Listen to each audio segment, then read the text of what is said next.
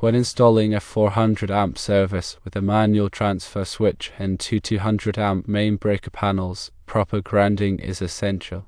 Since the transfer switch has an isolated neutral and the meter can has a bonded neutral, a separate grounding connection to the transfer switch isn't needed. The transfer switch is grounded through the bonded neutral in the meter can. The two 200 amp subpanels must be bonded together. This is achieved by using a grounding electrode conductor size appropriately for 200 amps. This grounding electrode conductor ensures a common grounding path for both subpanels. Given the absence of metal water pipes, grounding the system relies on ground rods. Two ground rods need to be driven into the earth and interconnected using a ground rod clamp. The grounding electrode conductor from the meter can, along with the subpanel bonding conductor, should be connected to this ground rod clamp. This connection establishes a solid grounding system for the entire service. Always verify with the local authority having jurisdiction, or OJ, that two ground rods are sufficient for grounding a 400 amp service in your specific location. Employ appropriate grounding conductors and clamps to guarantee a reliable grounding system. Best practice dictates that the ground rod clamp should be buried at least 12 inches below the surface. The ground rods should be spaced at least 6 feet apart to prevent cross-grounding and ensure optimal grounding effectiveness. The grounding electrode conductor size is determined by the size of the service entrance conduct. Refer to the National Electrical Code, specifically Table 250.66, to determine the appropriate size of the grounding electrode conductor based on the size of your unrounded service conductors. For a 400 amp service, the grounding electrode conductor will likely need to be a substantial size to handle potential fault currents. The connection to the ground rods must be made with listed ground clamps suitable for direct burial. These clamps should be made of a material compatible with both the grounding electrode conductor and the ground rod material to prevent corrosion. Proper torquing of the clamp screws is critical to ensure a low resistance connection. After installing the ground rods and connecting the grounding electrode conductor, it's good practice to perform a ground resistance test. This test measures the resistance of the grounding system to earth and verifies that it meets the requirements of the National Electrical Code, which typically requires a resistance of 25 ohms or less. If the resistance is higher than 25 ohms, additional ground rods may be necessary. The two 200 amp main breaker panels are considered subpanels because they are fed from the 400 amp meter main. Because of this configuration, the neutral conductors in each of the 200 amp subpanels must be isolated from the panel enclosure. This means the neutral bus bar should not be bonded to the panel enclosure. The grounding conductors for the circuits originating in the subpanel should be connected to a separate ground bus bar that is bonded to the panel enclosure. This separation of neutral and ground conductors in subpanels is essential to prevent neutral current from flowing on the grounding conductors, which can create safety hazards. The conduit connecting the two 200 amp subpanels, described as PVC, does not provide a grounding path. Since PVC is a non-conductive material, a separate equipment grounding conductor must be installed within the conduit to provide a grounding path between the two panels. This equipment grounding conductor should be sized according to Table 250.122 of the National Electrical Code, based on the size of the overcurrent protection device protecting the circuit. Typically, a copper or aluminum conductor is used for this purpose. In addition to the grounding electrode system and the equipment grounding conductors, surge protection should be considered for the electrical system.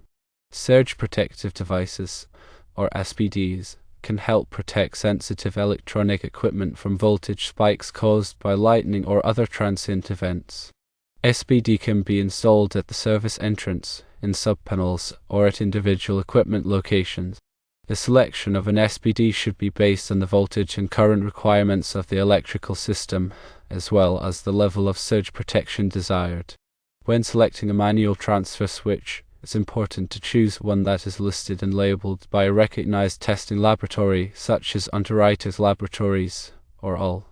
This listing ensures that the transfer switch meets safety standards and performance requirements.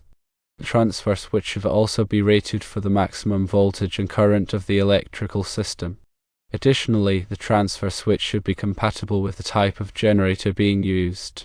Some generators have a floating neutral, while others have a bonded neutral. The transfer switch should be designed to accommodate the type of neutral configuration used by the generator. Before connecting the generator to the transfer switch, it's essential to verify that the generator is properly grounded. This typically involves connecting a grounding conductor from the generator frame to the grounding electrode system. The size of the grounding conductor should be based on the size of the generator's output conductors. Proper grounding of the generator helps to prevent electrical shock hazards and ensures that the generator operates safely. When installing the manual transfer switch, it's important to follow the manufacturer's instructions carefully. The instructions will provide detailed information on how to properly wire the transfer switch and how to connect it to the electrical system. It's also important to use the correct size and type of conductors for all connections. Using undersized or incorrect conductors can lead to overheating and potential fire hazards. After installing the transfer switch, it's good practice to test it to ensure that it is functioning properly. This can be done by simulating a power outage and verifying that the transfer switch switches over to the generator power. It's also important to verify that the transfer switch switches back to utility power when the power is restored. Regular testing of the transfer switch helps to ensure that it will be ready to operate when needed. In addition to grounding and bonding, proper overcurrent protection is essential for the safety of the electrical system. Overcurrent protection devices, such as circuit breakers and fuses, are designed to protect the electrical system from overloads and short circuits. The size of the overcurrent protection devices should be based on the ampacity of the conductors being protected. It's important to use only listed and labeled overcurrent protection devices that are rated for the voltage and current of the electrical system. When installing the two 200 amp main breaker panels, it is imperative that you use a calibrated torque wrench to ensure all connections are tightened to the manufacturer's specifications. Loose connections are a major cause of electrical failures, including fires. The correct torque values are typically printed on the panel itself or can be found in the manufacturer's instructions. After the installation is complete and before energizing the system, thoroughly inspect all wiring and connections. Look for any signs of damage or improper installation. Use a voltmeter to verify that the voltage is correct at all points in the system. Also, use an ammeter to measure the current draw of various circuits to ensure that they are not overloaded. Document all of your work, including the size and type of conductors used, the torque values of connections, and the results of all tests.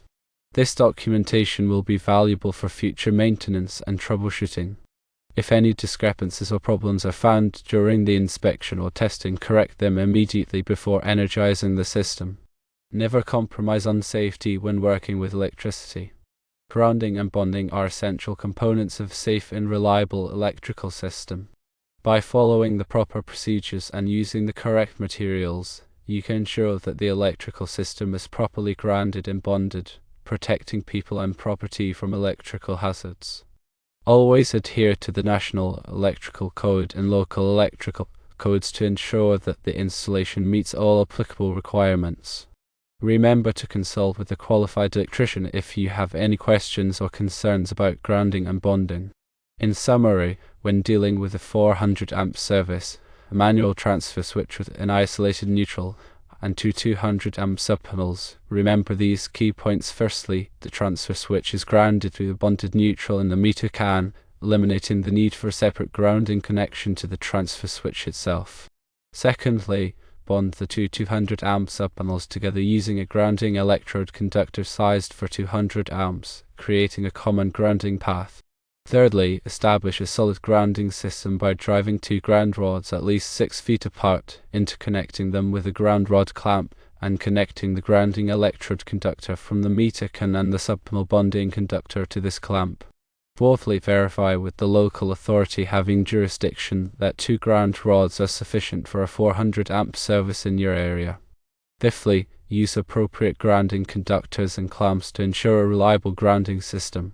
Sixthly, bury the ground rod clamp at least 12 inches below the surface. Seventhly, ensure the neutral conductors in the 200 amp subpanels are isolated from the panel enclosure. Eighthly, install a separate equipment grounding conductor within the PVC conduit connecting the two panels. Ninthly, consider surge protection for the electrical system to protect sensitive electronic equipment. Tenthly, follow the manufacturer's instructions carefully when installing the manual transfer switch and use the correct size and type of conductors for all connections.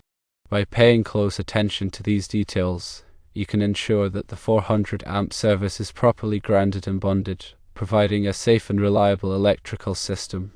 Always prioritize safety and consult with a qualified electrician if needed.